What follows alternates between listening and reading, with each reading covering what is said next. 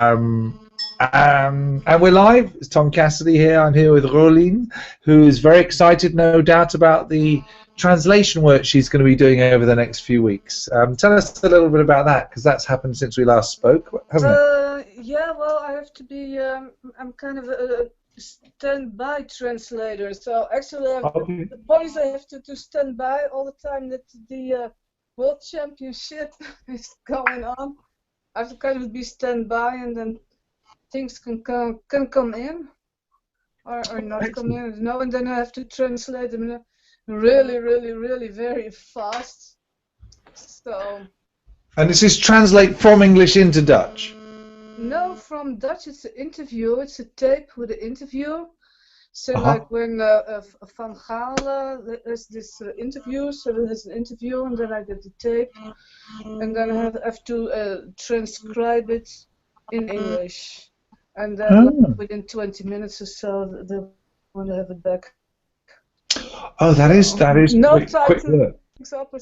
yeah, really, no time at all to look things up in a dictionary or No, just simultaneously, and then poof.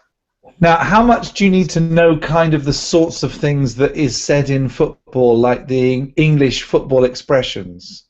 Well, I'm kind of in Wikipedia. They have a nice site on football, so Right. I'm kind of studying that. And then again, it's not like I don't have to transcribe a football match, but it's more like the interviews. Yeah. How did the match go? Yeah. How do you feel about it? You know. But do you know the sort of things that they might say in the English, or is it for a world audience rather than just an English audience?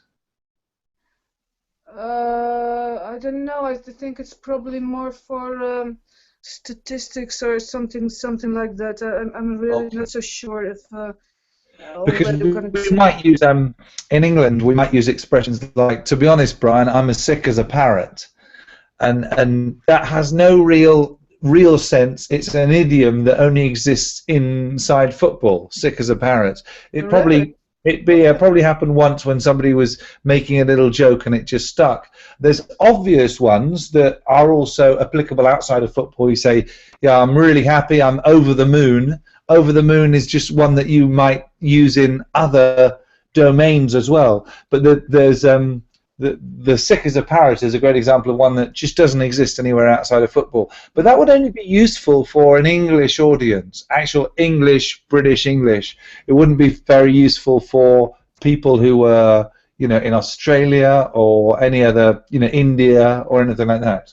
Yeah. Well, actually, I already managed to find some other transcripts, and I was not really impressed by the quality, so I don't think you should worry too much, really. So. And we also spoke in the chats a couple of weeks ago about the kind of test that you had to do to qualify to be on this panel of approved translators, and that was quite interesting. A good opportunity for your script, wasn't it? Yes, it was. Well, actually, I almost cheated. I almost cheated because it was really so easy to cheat. It was so easy, and of course I saw this immediately. I said, "Oh, I can cheat this." Then I thought, "Oh, no, I'm not going to do this. I'm not going to cheat because otherwise it will just be too nerve-wracking when I have to work up to that in real life."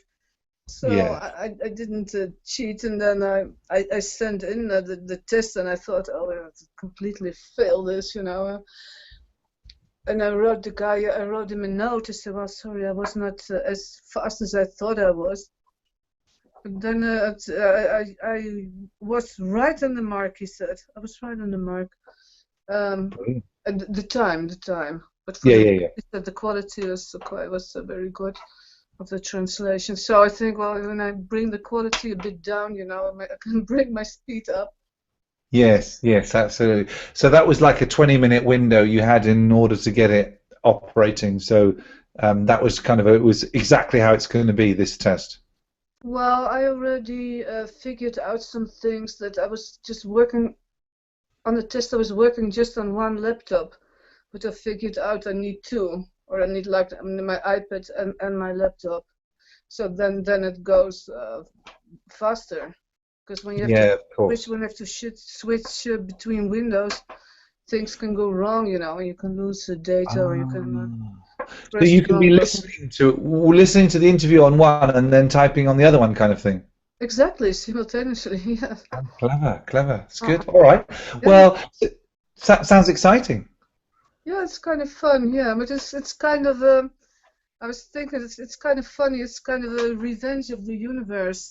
This thing, because 4 years ago I was still working at the office, and Yep. I had kind of this joke with the colleagues because we entered the football pool, and me Yep. never ever watch football, never ever.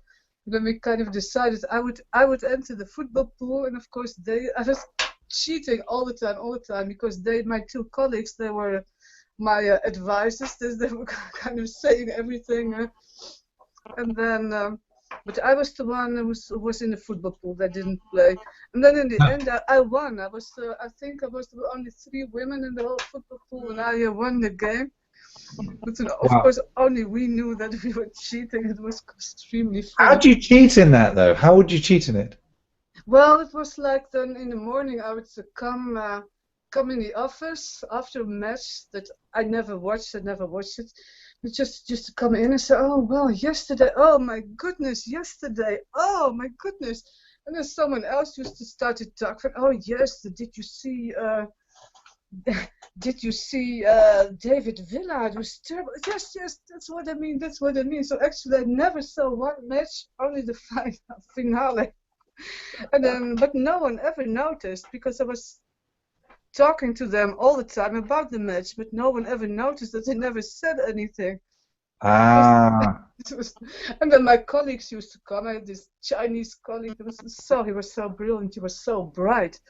And then I was used to say things like, "Oh yes," and then did this pass on the target of, and then he used to come in from yes of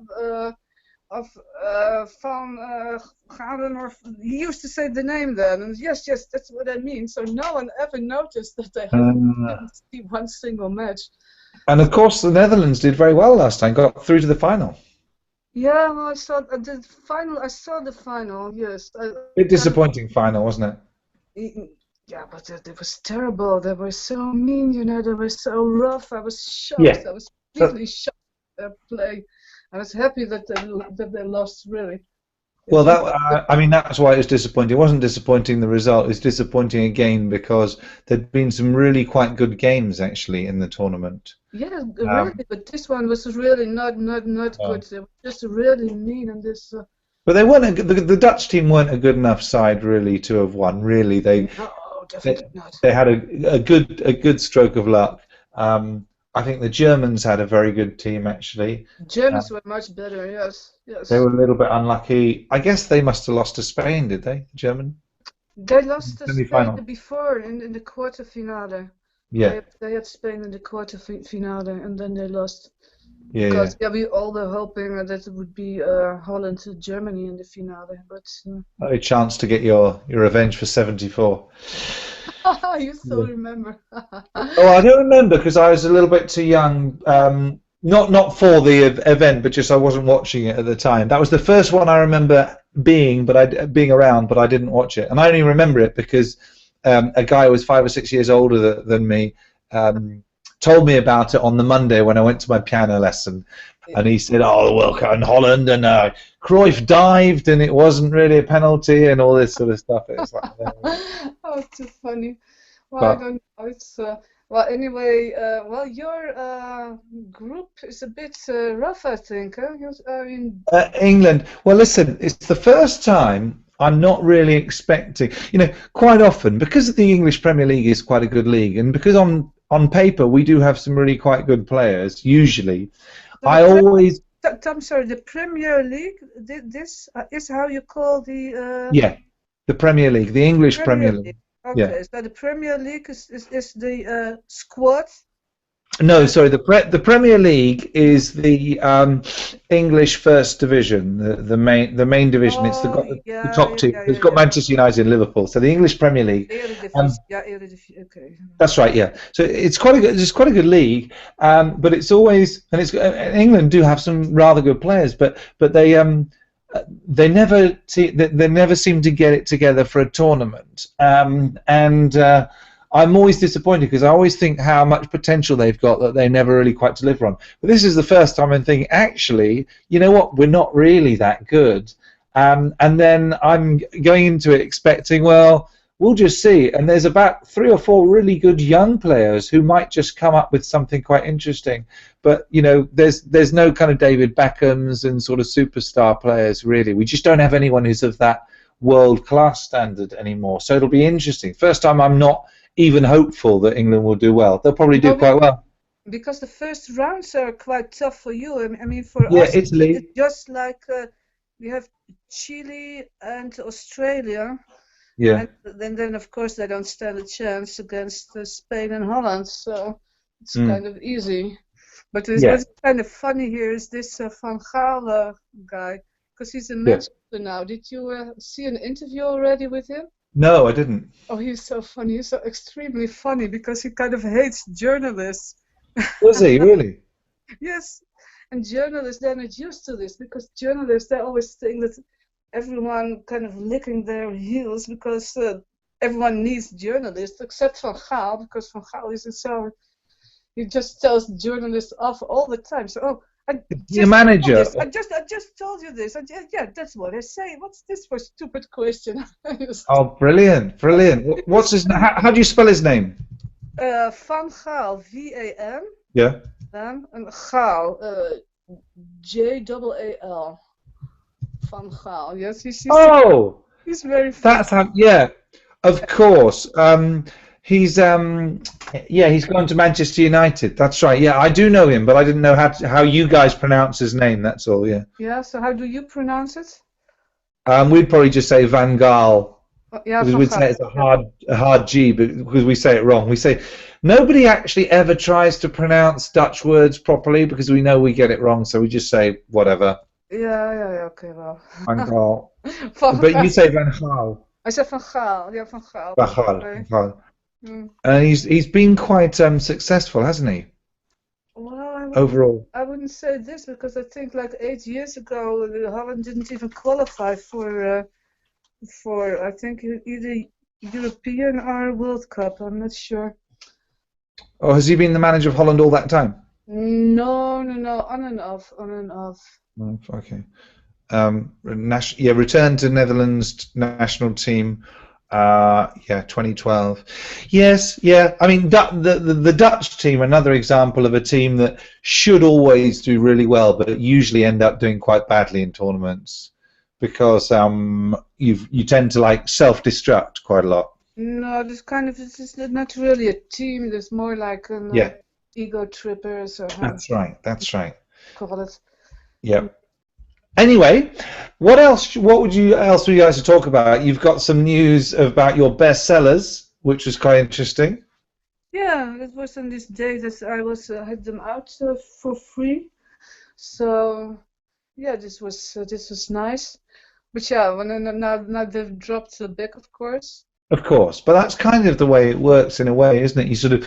You've got to work out whether you're playing the long game, how much income you need from things in the short term, and how much, when we were saying last time, I think one of the decisions from the last session was, look, if you just had enough money coming in through doing maybe a part-time ordinary job where you could just still be thinking about your writing, that as long as you weren't using up money, then you could allow yourself the time to sort of develop your skills. Yes, well, my skills are not the problem, but yeah, your marketing skills really, yeah. oh yeah, but it's more. Well, you have to have. I think you have to have more books, more stories, more books out, and I think it's like kind of goes exponential. Yes, completely right. Buy more, so it takes kind of time. Yeah, it does. So, Totally.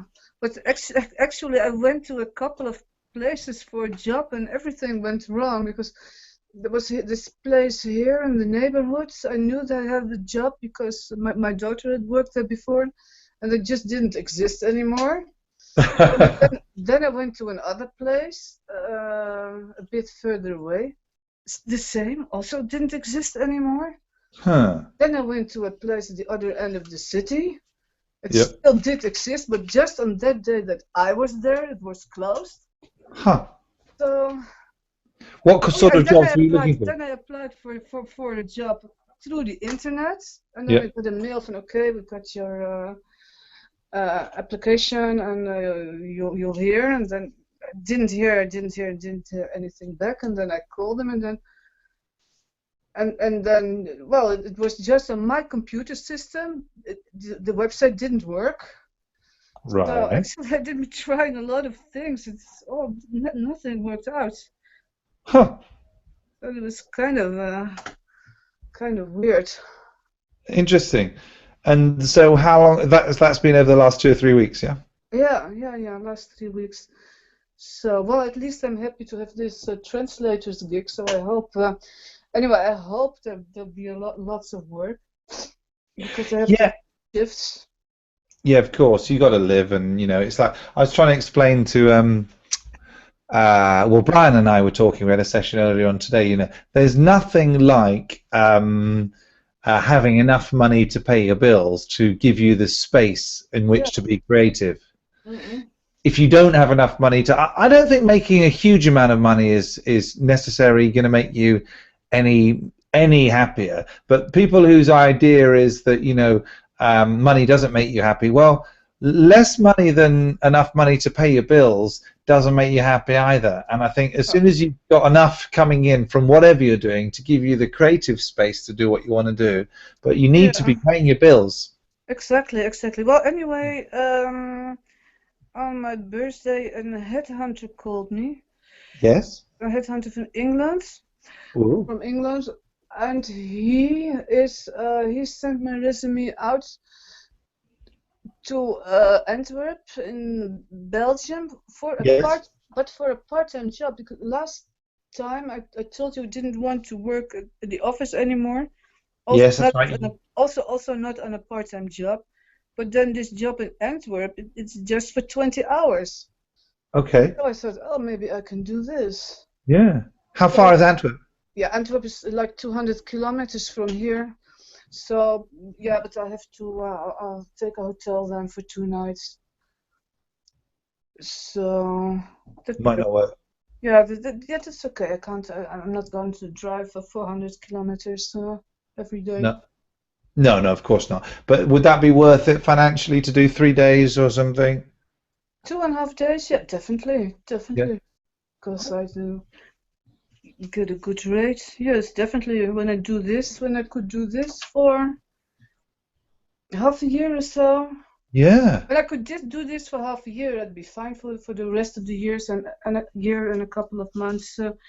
And then I think if I work 2.5 days, I think I could still do my writing. That sounds great. So what's happening next with that one? Yes, I called the guy today because I hadn't heard anything of him. So he was kind of expecting a feedback from the company tomorrow. Oh, excellent. Okay. Well, it would be nice. It's some kind of a data analysis job. It's something that I've done before. I don't really have to think so much. Yeah, it's not your favorite thing, but it's kind of could be very convenient. Yeah, but plus it's nothing new. It's things done before already. I don't have to start to learn new things. So. Yes, which is always helpful because then new things I'm not interested in. Well, also your life is new. Your real life is new all the time, right? So your writing and your plans and all that sort of stuff. So that's already new. You've got enough new stuff going on already. You don't need to take a new kind of income generating sort of role as well. That'd be just too much. Yes, exactly. Well, in fact, this translating gig is kind of new because I've never done this before. Yeah. But it's kind of and the right brain functions as my writing. So I Yes. think this will help me. I think this will improve my writing to do this kind of thing. Yeah, definitely. It's not doing more. One of the things that I picked up when I was about 18 from I was living in Spain. I went to Spain for a year, and there was a famous artist who was famous in the north of Spain, and he was a teacher. He used to teach art at this school, and he's talking about inspiration, and he said he never got inspired in painting when he was on the bus. He only got inspired when he's actually doing it. So he just painted and painted and painted, and then he get it. So if your job is also encouraging you to be writing more and thinking about writing and constructions and language and all that sort of stuff, it's got to be closer to. It's got to be a bit more beneficial than doing something totally different, I would have thought. Yeah, no, yeah, I was thinking more lines like, well, this translation job really doesn't pay much, but it's convenient. And you do it from home. Yeah, I can just stay at home. I have the shifts. Meanwhile, I can do other things. Just when something comes in, then I have to drop everything and start right away. But like this Antwerp job, this data analyst job, it's I make more money. Yeah, of course. Pays more. I wouldn't do this. Definitely wouldn't do this for the same rate. Plus, it's like 2.5 days in a row, and it's in Antwerp. And I won't do any writing over there then. And then I drive home this 200 kilometers, and then I'm here in a completely different atmosphere again. Yeah, for 5 days. No, yes. Well, 4 days. Yeah, exactly. So then here I'm in a completely different atmosphere. So my writing atmosphere can stay here. And That sounds good. That sounds ideal. Yeah, that sounds good actually. Yeah. Yeah. I mean, the point is, there's a bit, I call it a safety factor. It's like you can eat quite bad food in general, but still the body will be more or less okay. It's like your creative writing and your future will find a way to work, and it might be through doing the translations, it might be doing through the job in Antwerp, it might be through doing something else. You know, there's lots of ways in which it can work, but any of them would be good, and your ability, your dream, if you keep focusing on the vision, will work. It's just that it might be that the Antwerp one is really quite nice because you can make quite a good quid out of it. But it might not be that. There might be something else that's even better. You just never know. Yeah, but meanwhile, sometimes it's hard for me to keep faith. Yeah. I mean, not the faith that I won't be able to do it to sell, but the faith if it's mainly time. If it will be time, everything, or it's okay, or maybe I'm gonna make lots of money when I'm dead, you know, with my writing. Okay, fine. Yeah. Just live longer then. If you live longer, then you've got more time to be successful. Yes. Listen, I mean, faith is probably the single thing that, or the lack of faith that it's going to work out, is probably the thing that stops more people from doing things than anything else. Yes, I know that. Yeah. So it's like it's totally normal, it's totally natural to not quite have the faith. The only thing is, not having the faith will just slow you down. That's all. So it's almost like sometimes when I don't have the faith, I just choose to have the faith. You know, I've got no. The point is, it's faith, right? So you can choose it. It's if it was based on actual science, if it was based on actual mathematics, then it wouldn't actually be faith. It would just be logic. So because it isn't actually totally based, it's not totally provable, you might as well just choose to have the faith. Right? I know it sounds silly, but if you think about it, well, I can't prove that it isn't going to be true, and I can't prove that it is going to be true, so I might as well choose that it is going to be, because yeah. I think I must have the faith because I have no choice. Correct. I have no. I must have the faith because it's not an option not to have the faith. Yeah. that I don't know anyone who's been successful as a result of lack of faith. Mm-mm. Therefore, it is a component. And it might be that when we really do go out there on faith, that these secret things that we couldn't possibly envisage start happening that make it all work for us. And it might be that the universe is just saying, listen, it's there for you. You just got to sort of like go out on a leap of faith and it will come to you in spades. The thing is, I don't believe that there are very few animals that grow up, not getting to do what they, want to do, which is like sort of they get to grow up to be animals. I mean, there's plants that get to grow up. Oak trees get to grow up to be oak trees, right? Most oak trees kind of, they get to grow and fulfill their potential to be trees.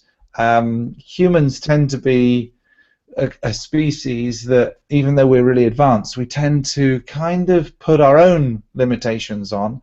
We know what we would really want to do, but we don't really believe that it's going to work out. And actually, I think even if you were just being logical about it, you'd say, okay, what sort of people that are successful, what do they sort of tend to believe? Even if I don't believe it, if I just want to be more like them, then I should probably just choose to believe it. And I think you've got that belief anyway, haven't you? You've realized that you need to, so it's like, well, okay, no options. And the universe is going to probably not trick you, but it's probably going to give you a few opportunities to have your faith tested. I doubt whether it will be a straight road. Probably be a few bends in the road. Mm-mm. But what choice have you got? You could always go back to doing anything else, right? At any time, you can always quit and decide to go back and just get a job and give up. No, yeah, I try to get a job. Everything is closed. Things exist no more, Yeah. So, no, I don't think this is an option to get a job. Really not, So what? How are you at the moment? Are you still managing to write while you're trying to look and get things sorted out? Are you not kind of able to devote as much time to writing as you'd like? Yeah. I'm writing Good. every morning now 3 hours, which Wow. Which is kind of enough. I don't want to do more because of the intensity of it all. 3 hours is a lot of actual writing. No, it's not always actual writing. Sometimes, well, it's kind of going into the story. Yeah. Sometimes it's just like working on the storyline or so. Yeah. Sometimes I've been doing 3 hours that I've been was writing like 35 words, So, but also 3 hours that I did 2,500. So. Yeah. Sometimes. It's absolutely. Some days you're doing something more strategic. And how are you feeling about everything? What sort of things is the script saying, and what are you able to say in response to that? I don't know. I feel a lot of anger sometimes coming out. Oh, really? I felt anger. But also, it's not. It's not always my script. I'm sure it's not always my script.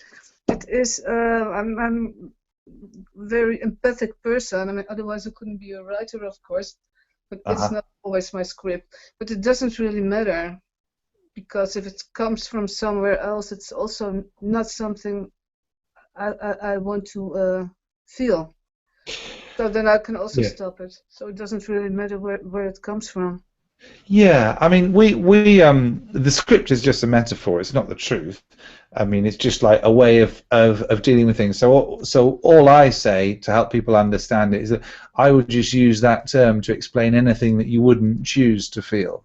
So it doesn't matter that it's coming from your past or from externals or empathy or whatever, but it's just if you wouldn't choose to feel it, if it isn't helpful, because there might be times where you really want to feel despair to really get into an understanding of what a character would be going through. Yes, right? Yes, of course, but then that's why I only have these 3 hours, because then I do those things. And I don't want the whole day to to be subjected to that. That's too dangerous. Too dark. I don't want to do this. Yes. Yeah. You could always write about happy stuff instead. Yeah, but you have to come from somewhere. You cannot write a book Yeah. about just happy. It must come from somewhere first, and then you can write happy. But not just happy. This is really not possible. Then you haven't got a book done. No. You haven't got a story. You need to. You're the expert about you as well, and I'm just kind of obviously messing, but you only you will know really what you want to write about and what particular style. But you're right. If anything there's nothing. If every day you felt amazing, yeah, it might be amazing, but you wouldn't probably appreciate it as much if you didn't have the opportunity to get reminded about, a little bit of lack of faith and a little bit of doubt and all those sorts of things. Yeah. We get the same Adam and Eve stuff again that we've already been going through.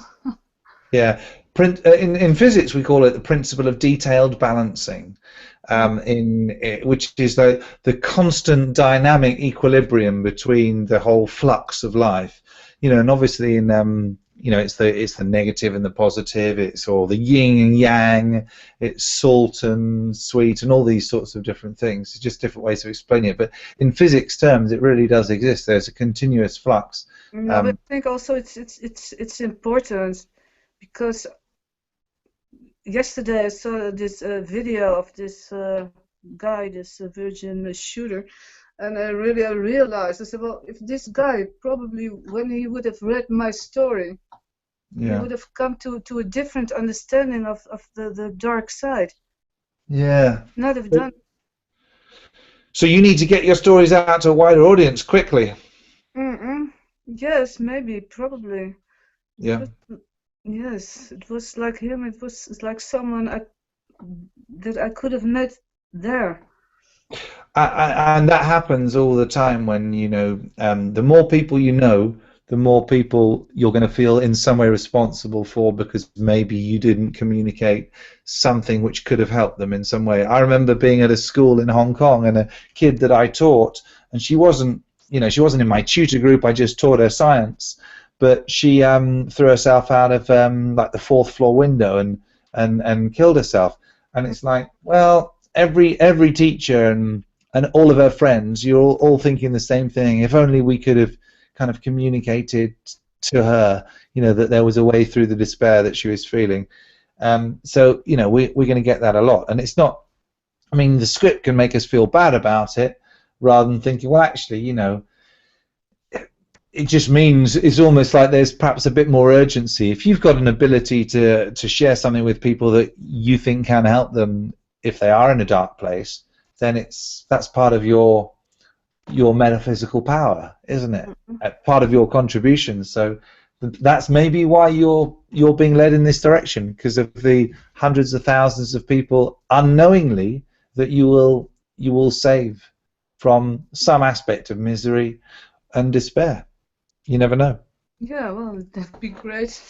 Yeah, why not? What would you choose? Yes. And how's your daughter getting on? What does she think of your plans? Oh, well, she kind of, that I'm writing, she thought okay, but I was telling about the coaching, she thought it was a bit, I don't know, of interest. It's just one of my things again, So she didn't want to do with things, nothing want to do with it, something like that. So. Do you talk to her about any of your sort of ways of seeing the world? Yes, sure. And is she quite balanced? No, not really. What about your other close friends and family? Do they kind of think you're a crazy writer, kind of into new agey type weird stuff? No, I've got quite a lot of people, kind of a lot of friends who, also family, who always imitate me. Okay. Really irritating. That's kind of have to keep them on a distance, because everything I do, they start doing it also. Really? What do you mean exactly? Well, like when I started making photographs, and then my brother also starts making photographs. And I think, oh, let's be a website designer. Then he does it too, and then Oh, okay. things like that. Or So also you're with metaphysical things, when I do those things. So I also want to do it. so you don't tell you've stopped telling them what you're doing. Well, yes, definitely. Well, Yes, definitely, because I need my time for like incubation. yeah. I cannot take it that the people sometimes I have to keep distance because I feel when I go and create, I'm too vulnerable. I need the incubation. And I Okay. don't need to, I sometimes feels like I have to do all those things and carry other people on my shoulders with me. Something like that. Huh, interesting. There must be a bunch of friends that you've got though that think the same way as you, that you have kind of like Yes, support. Yeah. definitely. Yes. And what are they all tending to do? Are they writers and creative types and stuff? No, no, more into like yoga, metaphysical, magic, Oh, occult things. Yeah. cool. Cool, excellent. All right. Well, what is there anything particular that you think would be useful? I mean, you know what you want now. You've got quite a lot of clarity. You're obviously not sure about the exact how of what you do for kind of income in the interim, but you're doing what you really want to do. You're doing your writing. You're getting there. Is there any? Have you got any kind of underlying questions or thoughts, or is it just you just need to keep plugging away and just keep working and keep believing. Yes, well, I think it is this because I cannot force other people to or the Yeah, universe to work faster. I correct. think my main frustration is that the universe is a bit slow or so. Yeah, I mean, this is an interesting one because I think that it's probably our perception is very much an instant culture, and we think that as soon as we have an idea, it'll probably happen to us. And Wattles says that really there is a actually, Buckminster Fuller says it probably a little bit better. He says that there is a gestation period for things, whether they are real physical things or whether they're metaphysical things like ideas. And Yeah. the world might not be ready for some aspects of some of the things that you're going to come up with. And Wattles talks about the lines of transmission that are already established. So it is to do with the giving of value to others. And when you get the life that you want through being a great and successful and well rewarded author, it will be as a result of people having of you having got enough stories into enough people's minds through the transmission systems that we currently have. Now it does take time to Yeah. get that out. It really does. I mean, there is a natural period. It's certainly not going to be weeks. It might begin to start happening in months, but most likely it's going to be the sort of thing that you will be doing from now on as long as you want to. And it'll probably be that you will get better and better at it the whole of your life. Mm-hmm. Yeah. Which is, so there's no real rush, except that provided you've got enough balance. So you do need to get something sorted for right now, for like some sort of, to make sure that your income needs are met. You absolutely do. Yeah. But If I get this gig in Antwerp, yeah, yeah. that sounds perfect. Or something else. I love the thing in chapter 16 of the Science of Getting Rich, where he talks about when you don't get what you think would be perfect, it's because something better suited to you is just around the corner. And I think that's a lovely way to look at things. A, I believe it's actually true, and B, even if it wasn't true, I would believe it anyway because it makes it much easier to deal with the disappointments and setbacks. And it's a bit like gambling and doubling your money each time you lose. Sooner or later, you're going to get it right, and it'll be like, okay, this was, it's much better. And I used to say that when I was working a lot of the time with career before I kind of got into the more general stuff, I was working mainly in career development and getting people to believe in themselves to actually get jobs. And it was always true when they didn't actually get exactly the job they wanted. Within a few weeks, usually after, there's something just so much better than what they'd previously gone for. And they wouldn't have been able to get it if they'd gone with that lesser opportunity sooner. So just it's just about, this is the thing, this is why the focus for this week's chapter on the wealth program is so much about using your own willpower to remember to have the faith, to notice what you're putting into the sausage machine. Yeah, I thought this what you're talking about in the video with Angela of the computer screen. Yeah, it was very helpful. Yes. There's not in your computer, but you only see what's on the screen, and you use your willpower to get the right thing on the screen. That's it. You nailed it. Really helpful. Yeah.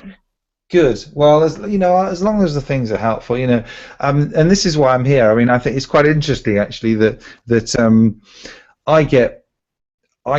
my energy gets raised up as a result of doing these. So I want to do more of these rather than less. Last couple of weeks I haven't done as many. Obviously, we've had the new baby and all that sort of stuff. But I've been getting withdrawal symptoms because I'm itching to share the downloads that I'm getting, and I think about this stuff all the time. It kind of drives my wife crazy a little bit, but I'm always thinking about I was just thinking today about the limitations of science, and I'm a big fan of science, but here's an interesting thought, right? And I'll be saying a lot more about this in the future.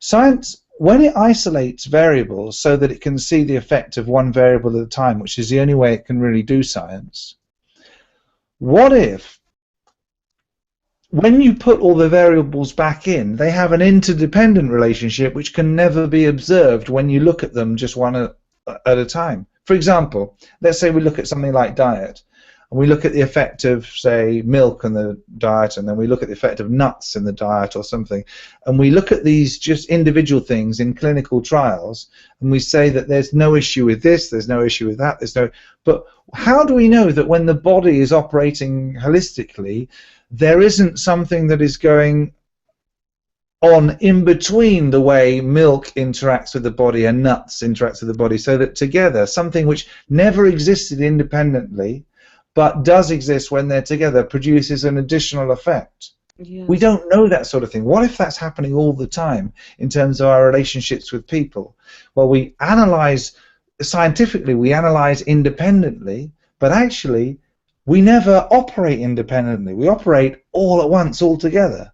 Well, personally, I think science is just a belief system, and like things that the science discovers only now, they were already known like 10,000 years ago through the occult.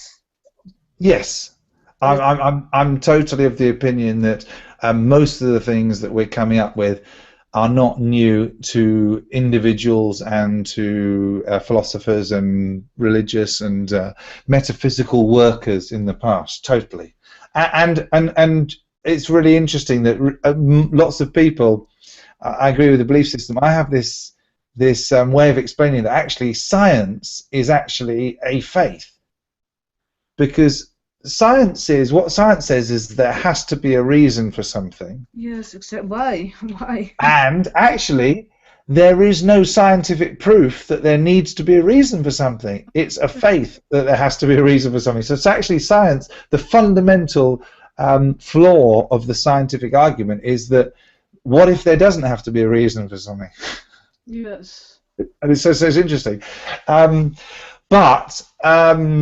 I suppose, again, which is why I always focus on helpful as a more important paradigm than true. If it's helpful for you to think of something as, getting to usefulness through the occult or through religion or through science or through just going off into nature or whatever it is, then I urge people to do the thing that they think is helpful, provided it's not bringing anyone's life into disadvantage, of course.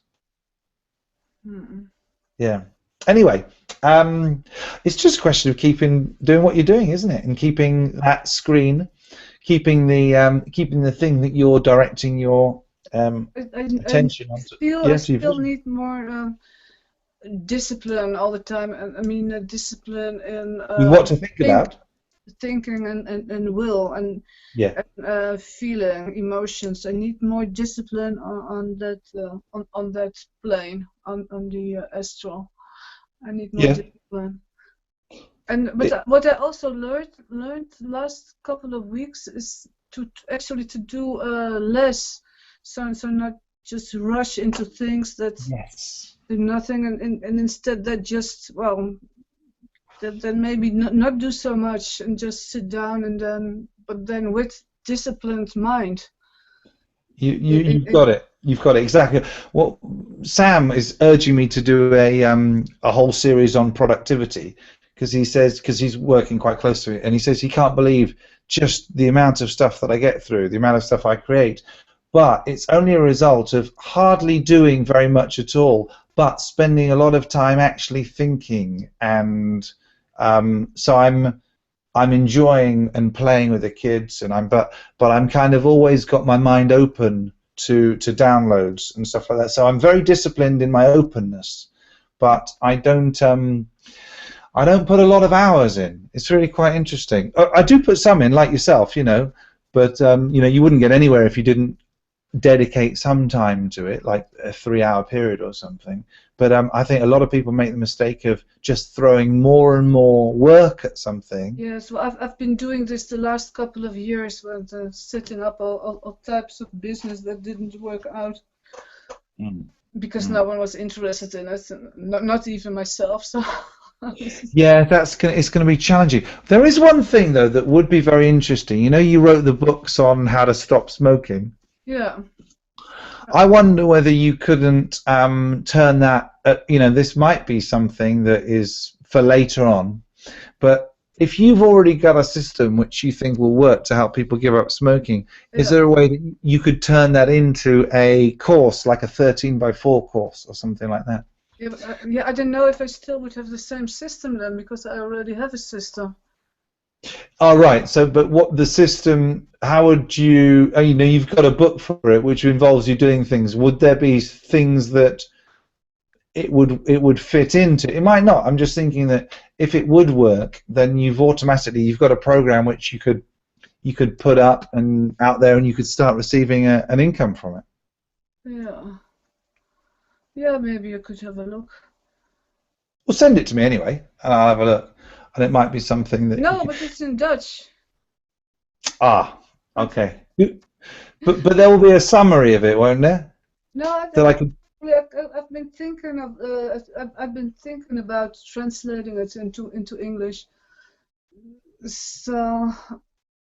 Well, listen, don't. It's just a back burner one, I think you've got a very clear direction already. I'm just thinking that, there's probably a bunch of people that would really, really appreciate a systematic way. If you've got something which already exists, if there was a way to kind of just use a 13x4 to keep people's focus on that system, for example, focus on your approach, for example, I don't know, then it could be very successful.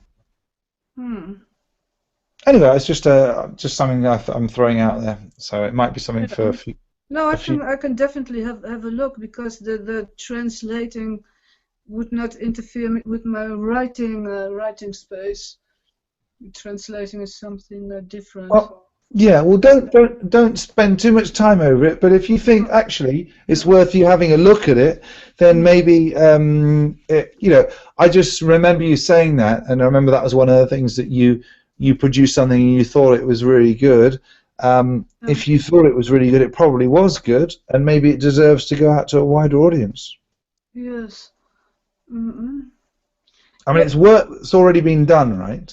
So it's not like there's a huge amount of work for you, even if you had. No, it's like a translation, but I can do this in 2 weeks or so, without spending too much time every day. I can do it in 2 days when I'm having the shifts for this. Yeah. Okay. When I'm having the shifts for this football thing. Yeah. You could be doing that at the same time, yeah, of course. I can do it because I cannot do fiction writing at the same time. No, no. Then I'm too deep in. I cannot. Yes. I wouldn't be able to do this. But something like translating is not too.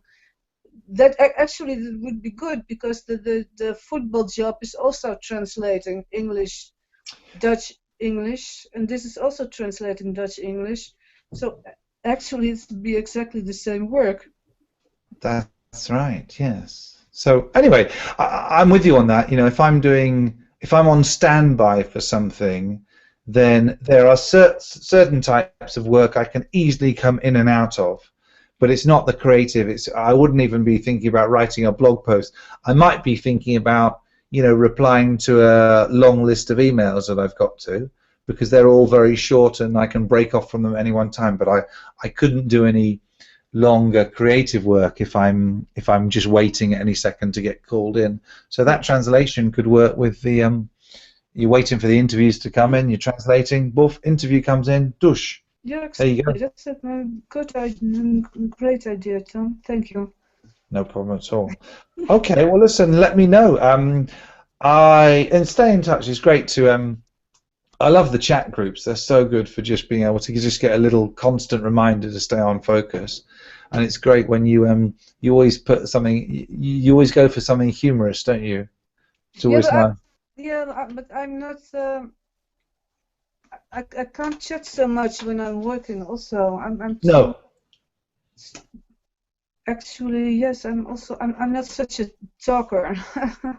I'm more a writer than a talker, actually.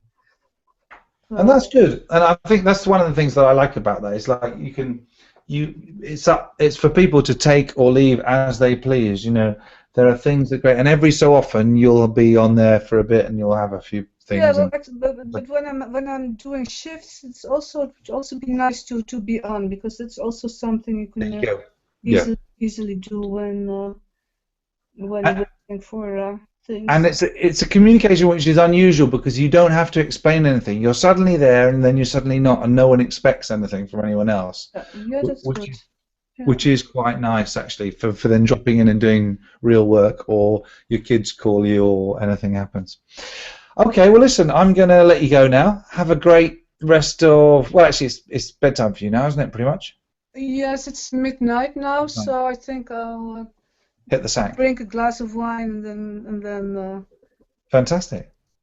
So. All right. Well, lovely chatting as always. Yes. And I'm really encouraged. There's lots of there's tons of energy and enthusiasm in your voice there that I'm detecting, which is lovely. Well, okay. Thanks. No problem. Take care, Roelien. Talk to you soon. Okay, see you later. Bye-bye. Bye.